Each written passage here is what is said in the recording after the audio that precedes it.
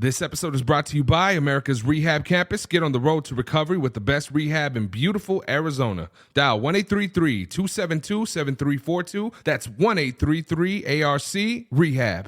Ladies and gentlemen, you are now tuned in to the Archer.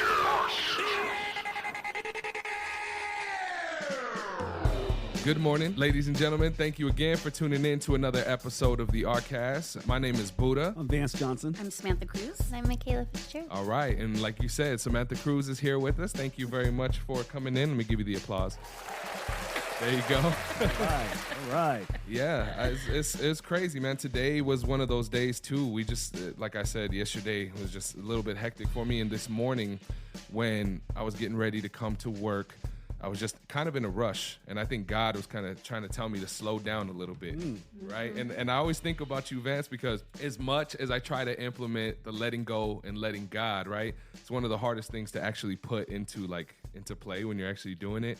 So this morning I'm driving down the road and this car was oncoming traffic, right? But this car was going super slow. And I'm like, man, I got to get in front of this car. I need to get there. I want to make sure everything's right.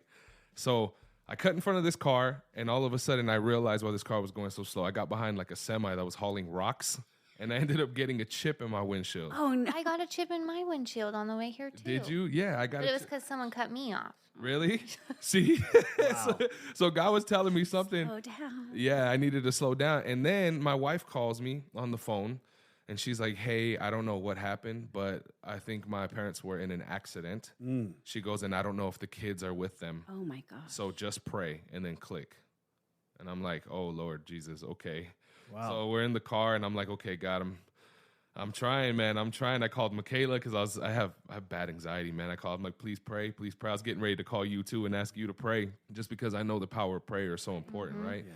And my wife called me, and luckily they were okay. The babies were at the house still, but my in-laws were driving, and I guess there was a street sweeper that was being hauled by, what are those called, the tow truck companies or whatever, and the wheel broke off of the axle and flew over the freeway thing, like over the freeway. It flew. My gosh. It could have hit them, and luckily my father-in-law hit the brakes and was able to dodge it. He said that he just got like these really quick reflexes and was able to dodge it, but man, I was just crazy. God is... he's telling me to have faith, and he's also telling me to slow down, and he's also telling me to just let go. And oh, man, that was a rough one. So that was my morning. But you know what? I feel good because I'm full of prayer this morning. Right? Yeah. I tried to read a little bit today. I always try. I could always be better. You know what I mean? But that was my day. Vance, how's your morning going so far, bro? My day's going fantastic, and everything coming out of your mouth is biblical, man, because guess what? He said, those that I love, I test. So everything that we go through in this life, and he also says he hears our prayers before we even pray Yeah? because he knows our heart. So I really appreciate what you're saying, man. So it was good just sitting here, just listening to you, just share the gospel. Thank you. Absolutely. Thank you. Absolutely. And how was your drive up here? It was good. It was not too much traffic. Made it smoothly. Have a little windshield crack, but... Oh, man. Thank God for insurance, right? Yep. While sitting with us today, we have a very special guest. Her name is Miss Samantha. Samantha, good morning Good again. morning. You can call me Sammy. Sammy. So formal. Sam Diggy. I like Sam Diggy. That's a new nick.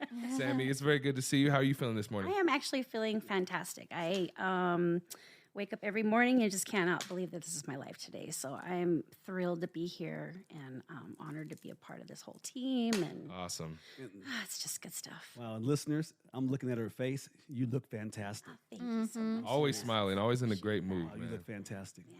That's cool. We're very happy to have you. You are the first person that we've had in here. Mike got all of this furniture here. He got everything set up. Wants us to be nice and cozy in here. Well, it is very cozy. It is very comfortable. It's a cool little And setup. the energy in here is just top notch. So Awesome. it always is, though. You always bring it. So Hey, it's all love. And I'm way too comfortable. I might have to just sit back and relax now and go to sleep. Don't forget, those recline too, oh man. my goodness, I might not ever leave. Right? Get as comfortable as you'd like. So, Samantha, what is your job title here? Or Sammy? Sorry. See, I got That's okay. That's okay. So I was blessed to be given the opportunity to run the evening intensive outpatient program, Uh-huh. and it is just on fire right now. It's amazing. I started out, there were 4 people in my census, and I think I have like 24 now. Wow. Wow, that's crazy. So it's just amazing.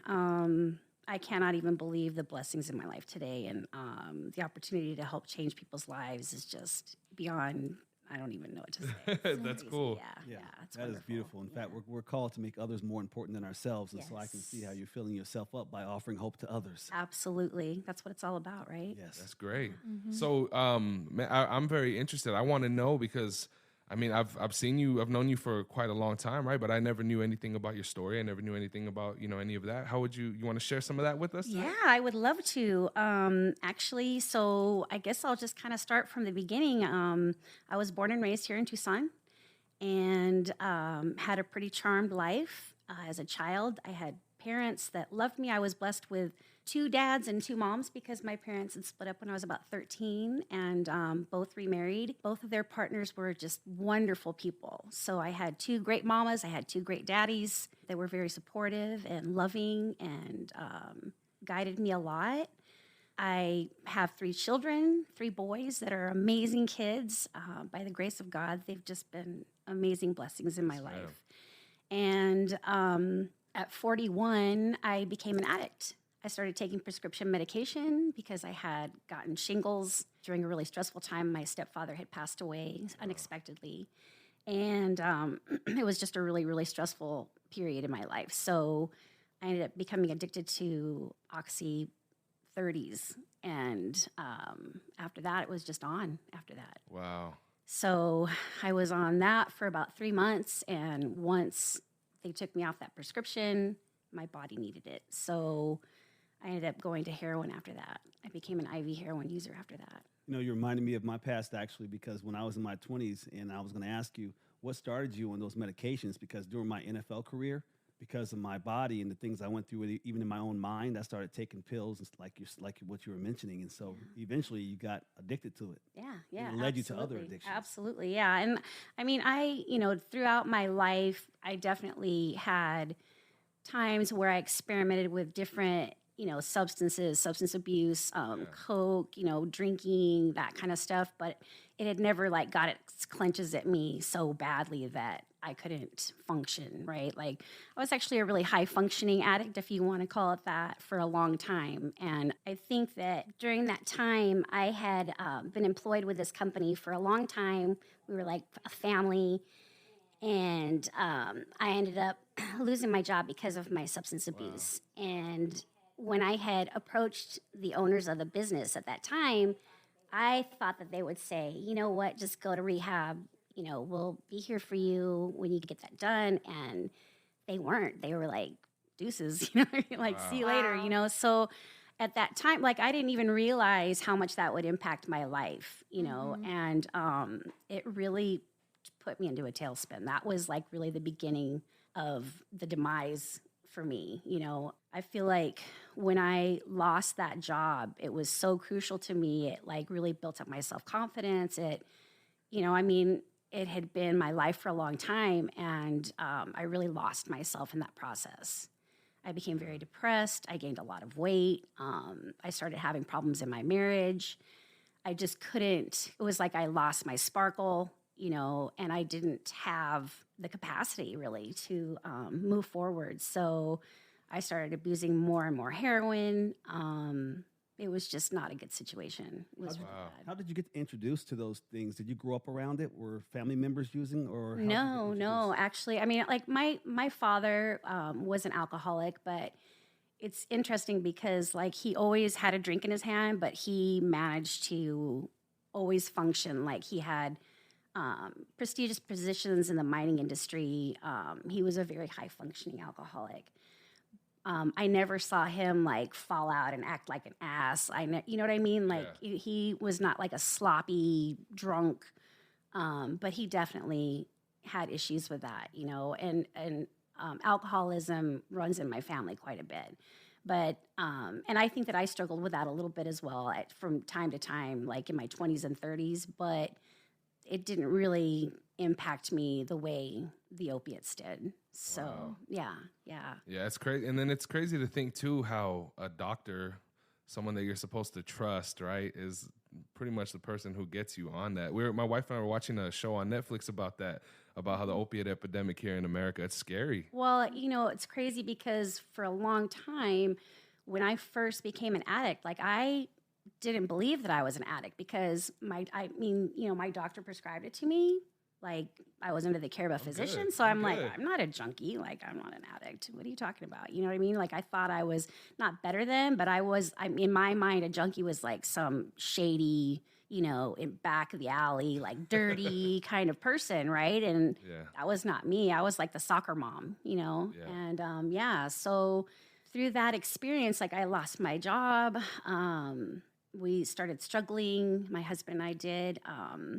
I actually started selling drugs to support my own habit, and it's just crazy how when the addicted brain, like we justify crazy things, you know what I mean? Like I believed that I was like helping people because I didn't want them to be sick, right? Because I knew how it felt to be dope sick. So I was like, I didn't want to allow people that I cared about to experience that either. So I would like help them with drugs. And I mean, it's crazy. I think about that now and it's just like doling out poison, right? Yeah. And along with all that, you have a lot of guilt and shame that comes with that process. I dealt drugs for about 8 years. And during that time, 2 of the people that I served for a long, long time actually passed away. Oh no. So yeah, I mean, I carry that guilt with me, for sure. And I know that regardless, they would have gotten it somewhere or whatever, but knowing that I had any interaction with that whole process is just, that's something that I have to carry with me and ask forgiveness for. Yeah. So it's been a lot to try to process that and take accountability for that. And, Wow. yeah, it's a lot. It's Thank a you lot. for that transparency. And how long have you been married? I've been married for 14 years. Well, we haven't been married for 14 years. We've been together for 14 years, but we've been married, I want to say for 7 now. So, yeah. That's good. Yeah, it's been a struggle. And you guys, I mean, how, I always think about that because I know marriage can be such a blessing, but at the same time, especially like, having to deal with addiction, I couldn't imagine. That must have been super hard. Well, it's really hard. When I first met my husband, he actually had 7 years clean. And at the time, I didn't really understand or have a lot of respect for addicts because I didn't understand the addiction part of that. He was actively in the rooms of NA at the time, and I was just like, what's that? Like, I wasn't knowledgeable about it. I wasn't educated by it, so I didn't have a lot of respect for it. Yeah. And, he was doing his thing. He was trying to be strong or whatever. And when I got addicted to the oxys, he actually was like, can I have one of those? And I was like, sure, you can have one if you've got some back pain or whatever. Well, that actually awakened his addiction all over again. And I had no idea what kind of fire we were playing with, right? Yeah. So there it began, right? And he started really struggling, and I couldn't see it for what it was because I didn't understand it. Shortly after that, we both started using IV heroin. And then he came to a point where he was like, I don't want any part of this because he had already had clean time, but at that point, I wasn't ready to stop. Yeah. So we struggled with this back and forth. Like, if you get clean, I'll get clean. If I get clean, you get clean. And it was really a reservation to continue to use. I can see that now, but at the time in the process, I didn't see that for what it really was, And he ended up stopping the opiates, but he traded it for methamphetamine. And that was never really my thing, you know what I mean? But through the process of addiction and with our marriage starting to fail, I thought, well, that'll, bring me closer to him if I use with him. So I started using methamphetamine as well. Wow. And it was just a horrible, vicious cycle, running around thinking that we're getting all these things done and we're just making piles of just bullshit. It's running in place. Yeah, chasing our own tails and things just crumbling slowly around us. Yeah, so it was a lot. It was a lot to deal with. Watching my children be there, and I've always been very, very open and honest with my children. Yeah. So they were with me through that whole process, and thankfully, thank God, they have always been so supportive and very loving through that process. But it was torture for them. And you moms and dads, you were answering my question. I'd like moms and dads to hear what you have to say about mothers and fathers who are using drugs and doing things like this around their kids, how that's going to affect their kids and especially their future. Absolutely. Well, I mean, my children were always so terrified that they were going to find me overdosed or get that call, that something happened. And yeah, I mean, thankfully, that was never part of my story. I never overdosed, but I was well on my way, By the time I had made the decision to come to ARC, I was suicidal. I didn't care anymore. I just couldn't cope, and I remember like the last 6 months before I came into ARC, I was actually actively seeing a therapist every week, and she was trying to help me with my relationship issues and trying to find myself again because I was just so deeply depressed at that time. I had an injury on my leg that I had gotten from shaving one morning in the shower. And I used this cheap razor. Don't ever use cheap razors. Bad.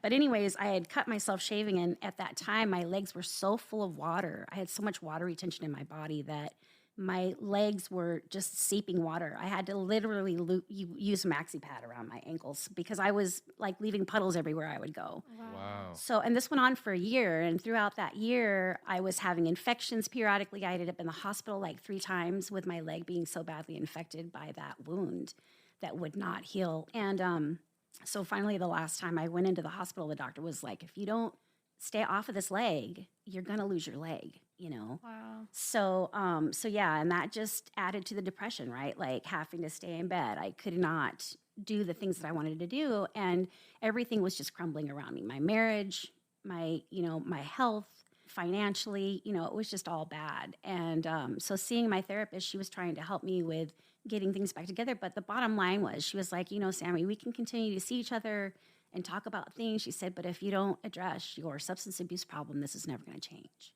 You need to make some decisions and do it quick because you are on your way out. So yeah, I did some soul searching. I did a lot of praying, spoke to my children about it. And my oldest son, Matthew, he was such an inspiration to me. He's 32. He was really there for me during the time that I made the decision to come to treatment. And he had told me, he was like, Mama, if you decide to go to treatment, he goes, then I'm going to do something big in my life too. I'm going to change my life. He said, I'm going to go into the Army. Wow. And I mean, like, this kid is he is built like a brick shit house. Let me tell you, he's just big boy. He's my height, but he's got like 18-inch arms, Wow. So he had went through a bad breakup. He had been with somebody for 10 years and she broke his heart. And instead of like laying down and rolling around in that, he endeavored to persevere. He changed his life. He changed his diet. He started working out. He started building himself up, right? And I saw that drive in him, and I was like, you know what? I can do that. That's awesome. You know what I mean? Yeah. I can do that. So I came to him, and I was like, you know what? I think I'm going to go to treatment. And he was like, Mom, if you do it, I'm going to do something different too, because we can do that with each other, right? Like, we can do anything. We're limitless. Praise God. Yeah, I mean, it was just a beautiful thing. And interestingly enough, when I had contacted ARC, I had spoken to Zane and was wanting to come in. Well, at the time, I didn't have access. I had private insurance. So we were trying to like navigate all that, and it wasn't like, oh yeah, just come on in tomorrow and we'll get you taken care of. It was like a 2-week process for me. So I was really struggling with like, do I want to do this? Is this God telling me that I'm not ready? Like, all those things that we say to each other when we're trying to surrender to come into treatment, and all these like roadblocks were coming up to me and like stopping me from coming in. And 3 days before I was going to admit, I ended up getting pink eye so that I couldn't come again. Yeah. They're like, you can't come in with a conjunctivitis, right? I was like, oh my gosh. And my son thought that I was like lying to him. He was like, you're just chickening out. He was so angry. We got in this huge fight. He actually ended up calling here, and they confirmed that that was the reason why I couldn't come in. So he came to me and he was like, I'm so sorry, Mom.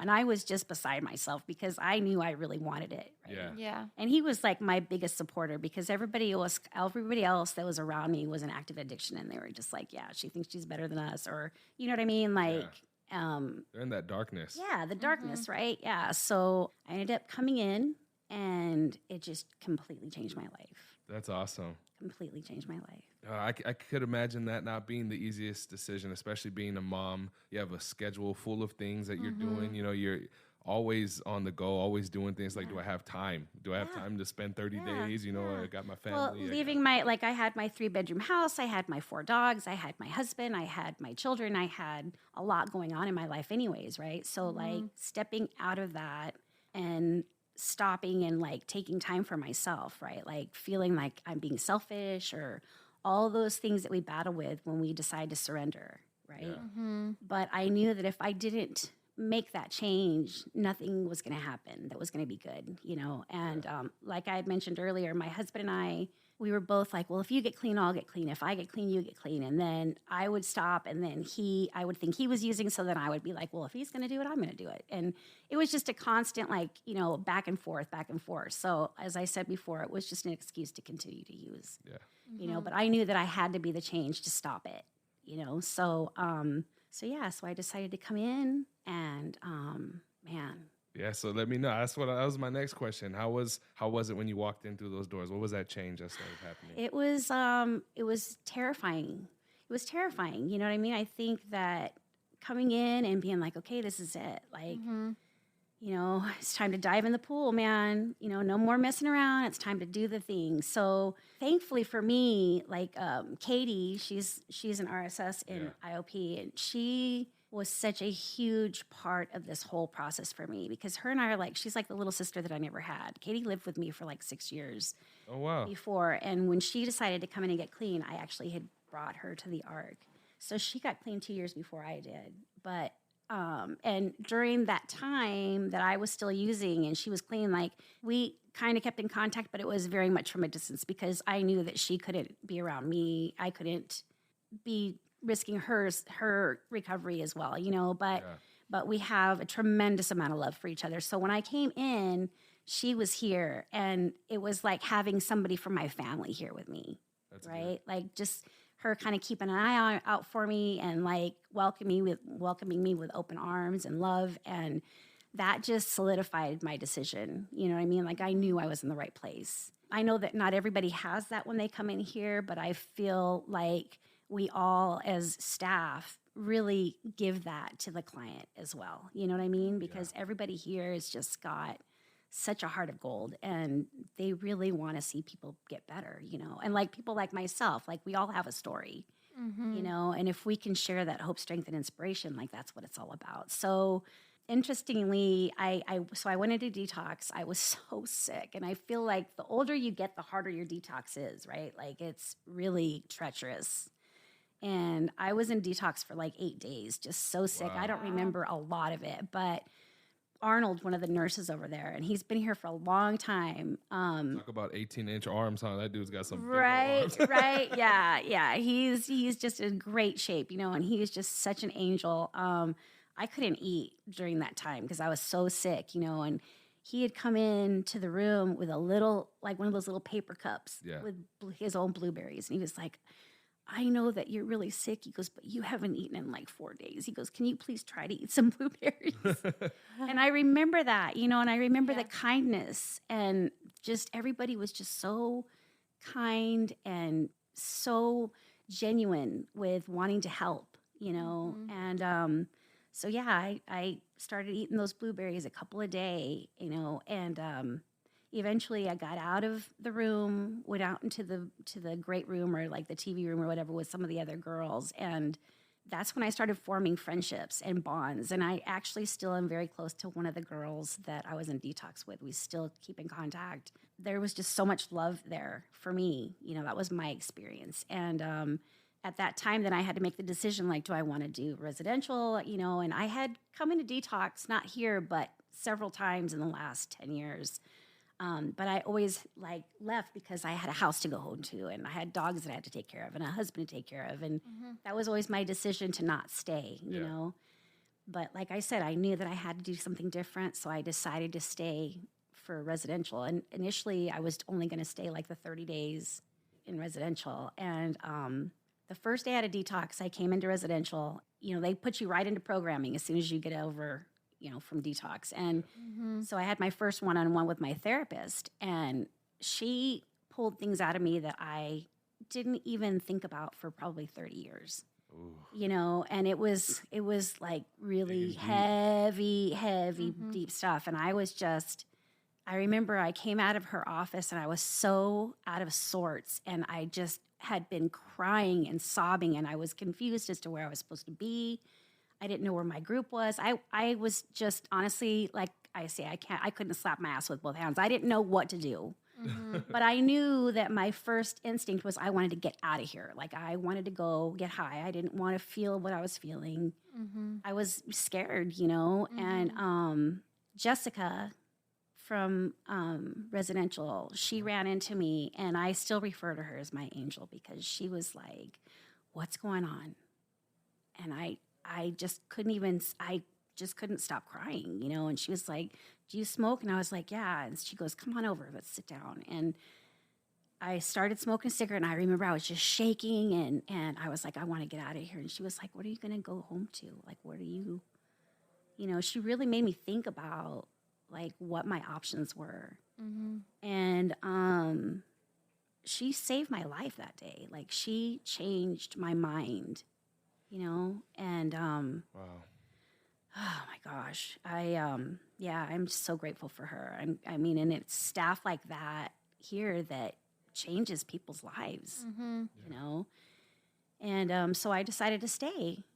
Every day that I went through programming, met people, heard other women's stories, like, it was such an inspiration to me. And I knew that I was in the right place, you know? That's good. I knew I was in the right place. Sorry, go ahead. No, I was just going to say how wonderful. And I think that's one of the things that over all the stories you hear of people that have come through ARC is the intentionality of the staff, and how you're not just a client coming through the door. You're a person. They know you by name, and they care. They want to pay attention. They want people to succeed. It's not like when you don't have the desire or the want to do it, they fill that gap. Right. Well, it's just kind of like when they say in certain 12-step programs, whatever, you know, we're going to love you until you can love yourself again. You know what I mean? And I really felt that. I really felt that, because at that moment, I did not love myself. I didn't even know who I was in that moment. You know, I had completely lost everything emotionally. You know, my physical health was not well. But I can say that 8 days in detox, my leg was healed. Wow. After a year of struggling with that. So it just goes to show you that, you know, releasing all the poisons out of your body and resting, like taking that rest, taking that time for yourself, your body really does heal, you know? So physically, I was really starting to heal, and it was just like the tap into the emotional part of it, right? Yeah. And so yeah, but I knew that, like, I was here to save my life. Like, my intentions were here to save my life. So every opportunity that I had, I poured myself into every bit of programming, you know, participated, really got into like all those facets, my homework, you know, writing my autobiography, my hurt letter, all the different things, you know. And it's funny because I remember like thinking, oh my God, it's always hurry up to wait here. But that was God's way of teaching me patience, Yeah. you know, which I had very much lacked, you know, in my active addiction. I did not understand having patience, like how powerful that is. And even today, you know, I mean, of course I struggle with that, but like there is such a larger plan in place for me and for all of us. I believe that, you know, but yeah, it was just an amazing, amazing experience for me. And so Jessica saved my life that day. She changed my life that day. And I knew instinctively that, you know what, if this girl that has experienced something similar, you know, she's gone through the same thing I was feeling, you know, if she could change my mind, then maybe that's something that I want to do. Yeah. I mean, like that was the moment for me that it was like I was bit. I was bit by the bug, and I knew that God had a different plan for me. The light bulb turned on. Yeah. That's beautiful. Yeah. You know, that's one of the things that I think about too, you know, and one of the reasons why I love working here. You know, I find so much fulfillment personally with my wife, my kids, like that feeling of having family is so important, being able to have support. Yeah. And I think one of the things about the devil and the way that he works is he tries to separate you from all of that, right? If he can separate you, he can lie to you. He can say these things to you to make you feel bad about yourself, to make you lose your confidence and everything. And I think that's one of the beautiful things is, you know, we see people here that are on that verge, that fork in the road, getting ready to lose their families, their kids, you know. And it's like, man, you guys you have to make that decision. Don't live like that no more. There's so much more beauty out there in this world, you know? There's a better plan, a much better plan. Yeah. You know, I mean, even people that have lost their children and they're trying to find their way back or whatever. I mean, I like coming full circle for me, I always refer to my clients like flowers in the garden, because they're just, watching them blossom, right? Like watching them pop out of the ground, like they're sprouting, they're like healthy, they're just these beautiful things of nature, right? Like and that's just what I envision. But watching them be able to open up and talk about stuff, and you can see this beautiful healing process, right? And I know that I personally experienced that. Like, just, you know, it sounds so dramatic sometimes, you know what I mean? But it really changed my life. Like, I cannot even express to you how different my life looks today. And if you would have asked me a year and a half ago what I was going to be doing, I would have never in a million years believed that it would be sitting here talking to you about this. You know what I mean? Wow. Yep. Yes, I do. I mean, you could not have convinced me of that for all the money in the world. I mean, because I was so lost at that point in my life, you know, and just, you know, putting in the work, you know, having acceptance, surrendering to all of that, and just being willing to change some things, change everything really. But it's not something that can't happen. And it is achievable. We do recover, you know, and it's a beautiful thing. It's a beautiful thing. You know, talking about your job, the one before this, how you felt so much fulfillment and so much love, and that was like, that defined you, you know what I mean? Like, that was where you were at. You were happy there. Yeah, I was like a shining star. Yeah, and then know? you lose that. You're like, I could never find that identity again. I can't, you know? Yeah, and I have to tell you that coming here and finding the person that I am, like, I feel like I have that back plus 100-fold. I bet. That's awesome. Like, I have not felt more valued in my life than I do today. You know what I mean? But it's not only just from my position here in my job, or my coworkers, but it's with my children, it's with my mother, it's with, you know, other relationships that are just so solid and so beautiful now. You know, like we've mended the trust thing, like it's just amazing, you know. And I feel like the new relationships that I form with other people, they're just so genuine. There's no pretentiousness, you know.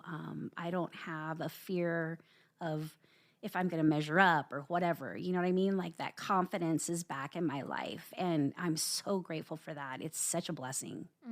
I think one of the coolest things to hear you say, because I feel like we live in this world now where people are defined by what they do. It's not who are you, it's what do you do. That's the first question we get asked during small talk is, what do you do? And I got stuck in that cycle, you know, where I found my identity in my job, and I was just constantly trying to, you know, climb to the next ladder and to the next ladder. And when that gets taken away from you, you don't know who you are. But once you remember who you are, your identity is no longer in what you do, but it's in who made you to be that way. And when you find that confidence, and because God creates us all uniquely, which is so cool. And it's like, now your identity isn't in your job, it's in who you are. But because it's that way, you're helping more people in what you do. Because people can relate to you. And it's just like that switch of, now you know who you are and you're helping other people know who you are.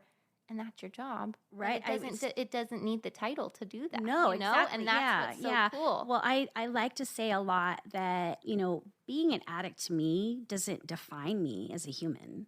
It's just a small facet, right? It's just a little portion of the bigger picture.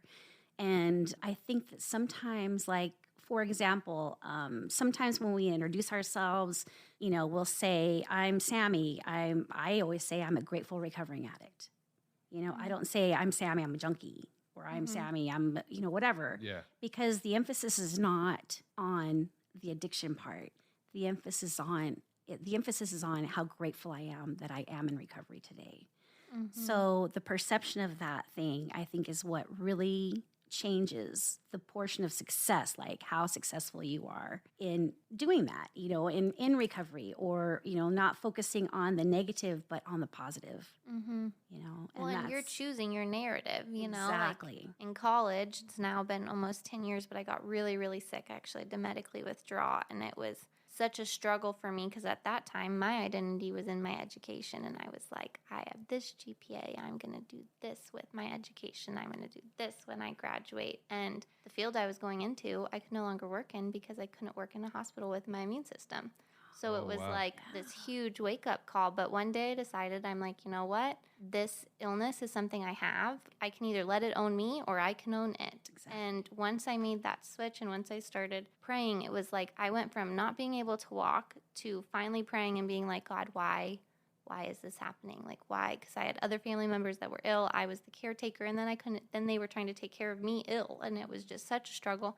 Finally prayed, and a week later I went from not being able to walk to going to spin class. And it's like how the roles reverse when we change what we're thinking. Because our minds are powerful, and that's you can so clearly see that in your story too, that once you chose to, you know what, I'm going to do this for me, I'm going to do this for my family, you had your why, and absolutely succeeded and absolutely ran with it. I agree 100%, and speaking on that portion of it, like after I had finished the program here at ARC, I had thought that I was going to go home to my husband and we were going to start out, and I, thinking that he was clean, and that wasn't the case. He actually was still in active addiction. He had several people living in our house that were in active addiction. It was basically a trap house, and but I was devastated because I just wanted to go home. I wanted to go home to my life, to my family, to my dogs, to my things. And during that time, my father had come to Arizona so he could get dialysis because he lived in Idaho in this small town and they didn't offer that there.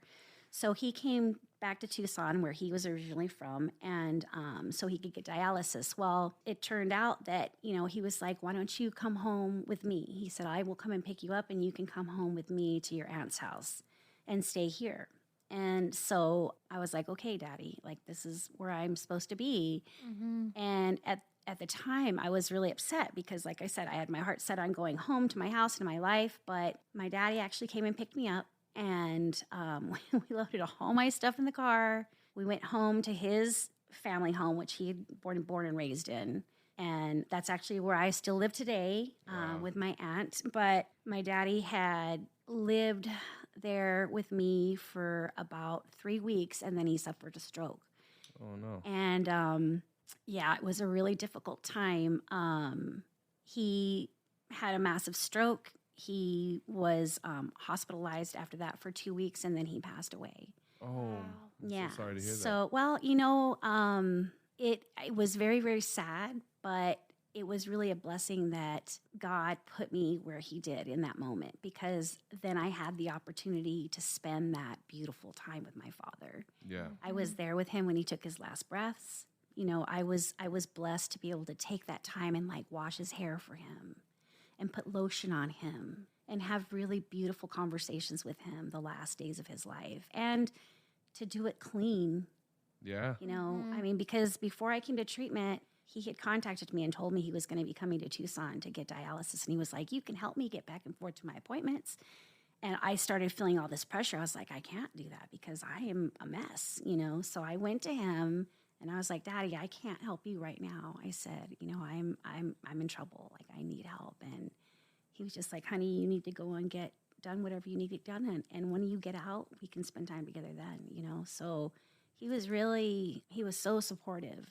He was so supportive. And so when he picked me up that day, I had seen that he had aged so much because of the dialysis. I mean, he was slowly dying, But I feel like God kept him in my life just long enough so that he could see me clean. Right? And I could, This is biblical, what yes, you're saying right now? It is. I know which believe king that I'm talking about? 100%. No. King David. Because even King David, when he was dying, just like your father was dying, he actually was asked by the wife about who's going to be the next king, and King Solomon was going to be the king. And so they all came to spend time with him right before he died. And then there were other fathers, too, that took care of their kids right before they died to show them in the way that they should go and help them out of some things, even Joseph. So this is really beautiful what you're sharing right now. Thank you for that. It was just it was amazing being able to be there with him. You know, he had been trying to get better, obviously, and I could see that he was failing, and I was kind of struggling with my siblings because they were trying to hang on to him. You know, clearly he was not going to make it. And so we had to kind of go through a different progression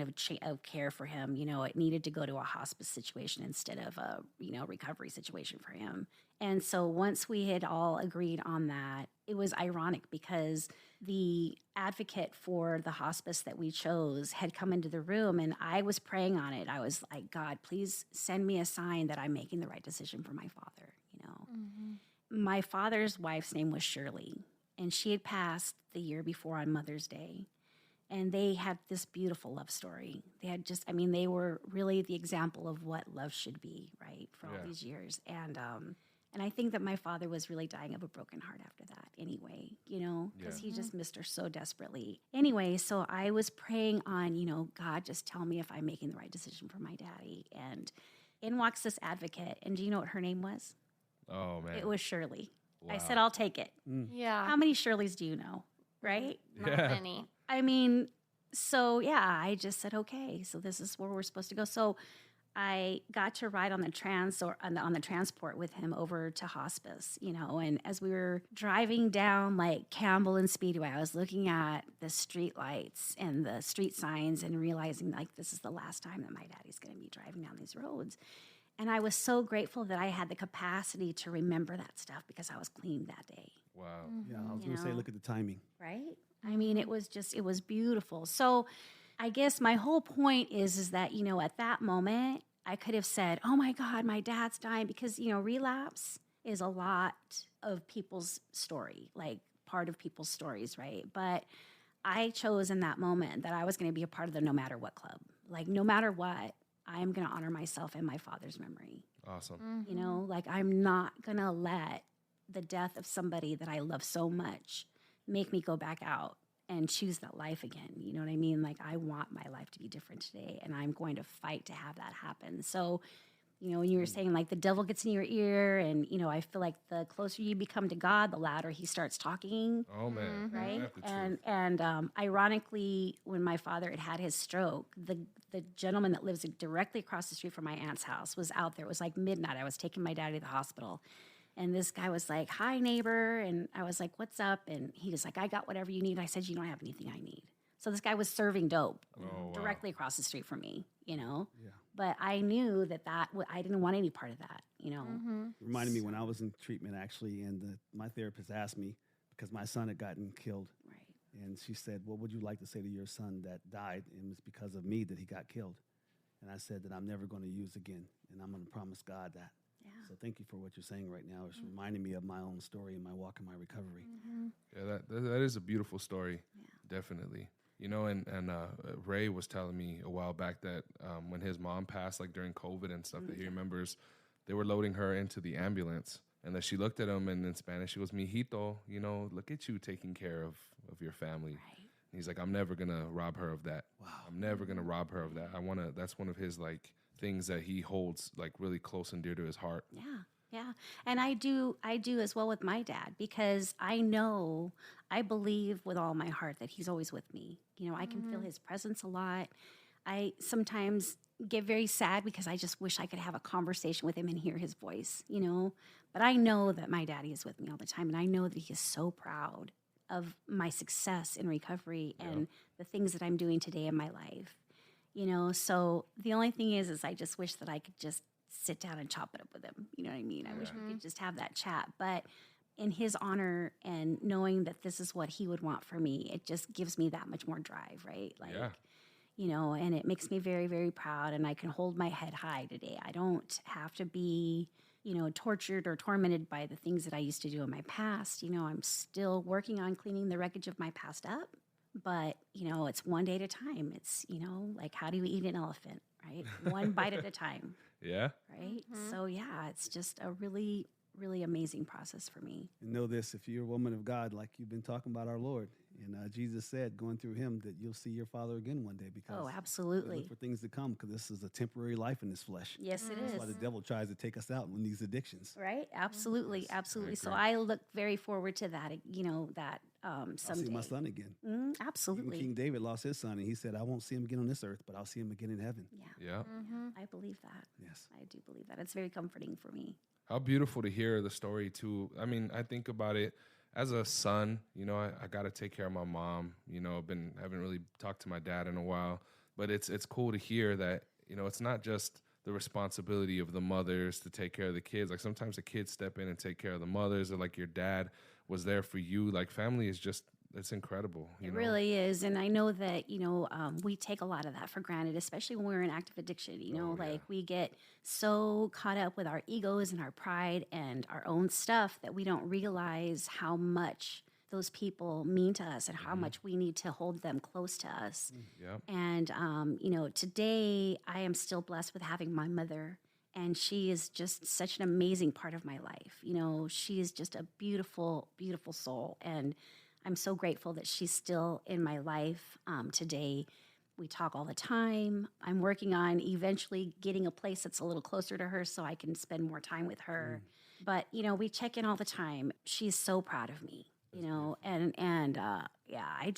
she is my heart. And, like I said, I had a very charmed childhood. My parents were always so affectionate and loving with me, and I was able to give that gift to my children. So there's just so much love and support in my family, and I'm really, really grateful for that. Not everybody has that, Yeah. We can see it in your eyes. Yeah. That's beautiful. Yeah, but I think that being given the opportunity to be here and share my hope, strength, and inspiration with, clients, it is just amazing, because you can tell when somebody's being genuine, and when somebody's not, or when somebody's being jaded or whatever. And that is just not the case for me in my life today. I wish so much success for everybody that comes through here, and, keeping it judgment free and just accepting people as they are and trying to help them build on the positives in their lives, no matter what that looks like, even if they don't have the support of their family, or they didn't have that same background, you know what I mean? Like, they can find that again with other support, building a new support system or whatever. So yeah, just trying to be that positive, That somebody Katie. inspirational, absolutely, You're that angel and in now someone else's I am life. so honored that I get to work with her. I mean, I just love her to pieces, and she changes people's lives every day too. I mean, everybody here does, Yeah. and it really, as dramatic as it sounds, it is so very true. I mean, we have passion and purpose here, and I'm just so grateful to be a part of that. That's awesome. Yes. That's what's so powerful about our staff here, is even though we hate the addiction, we love the addict. Oh yes, absolutely, absolutely. And I get up every day and I'm excited about, what am I going to learn today? What am I going to learn about somebody today, or how is that person going to affect my thinking? And I'm so grateful for that, because for a long time, I was very closed-minded. I was angry. I had a lot of resentments about a lot of things, and learning the things that I've learned today, I have learned a lot of letting go and letting God, and just, allowing it to be in His time and in His Amen. will. And Amen. wow, it's Wow, powerful. you read my text this morning to a pastor, Randall Cunningham. He played 17 years in the NFL, and I watched him, and he was talking about letting go and letting God. Yeah. You have to. I mean, I feel like that has been a tremendous part of my success, and I'm so grateful that I've gotten that message loud and clear. Yeah. Yeah. Wow. Well, I think I speak on behalf of everyone here, and we're grateful that you came and shared your testimony with us. Thank you so much. Thank you guys for having me. I appreciate that. Yeah, for sure. I mean, that light, that smile that you see on her face right now, every single day when this woman walks into this facility, she's always, especially, there's times where I come in, I'm not in the best mood, or I'm, hurting or something. Always. Thank you for being so positive all the time. I appreciate it. Of course, it's my pleasure. My daddy used to call me the Bubble Factory. Bubble Factory. He I can said, see why. you are so effervescent all the time, Sammy. That's cool. That's cool. So yeah, that's just, I mean, I choose to be rainbows and unicorns. That's my story. That's it. That's awesome. Ladies and gentlemen, that was Miss Sammy. Thank you, man. You're amazing, Sammy. We love you so much over here. And just thank you for your positivity. Thank you for your love and just projecting positivity and God and faith. And man, it feels good. It feels so good to be here in the room with everyone who's faithful. Amen. They say where two or more people gather, God is right there, right? So this is just the gratitude. It's just great. Oh, my God. It's a beautiful thing. God bless you. So thank you so much. Thank you guys so much. Ladies and gentlemen, this has been another episode of the Arcast. So beautiful, so beautiful. Don't forget to pray out there, ladies and gentlemen, wherever you are. Pray for your families, pray for yourselves. You know, God bless you guys, and thank you for tuning in. In Jesus' name. Amen. Amen.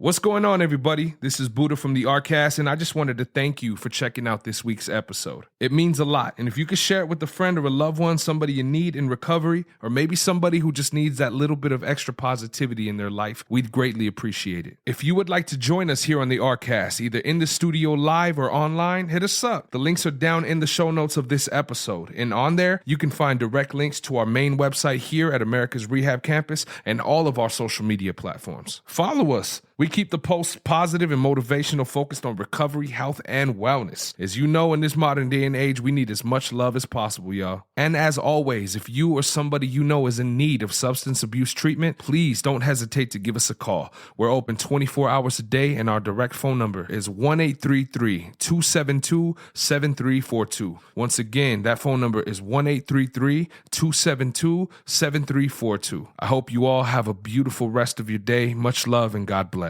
Peace.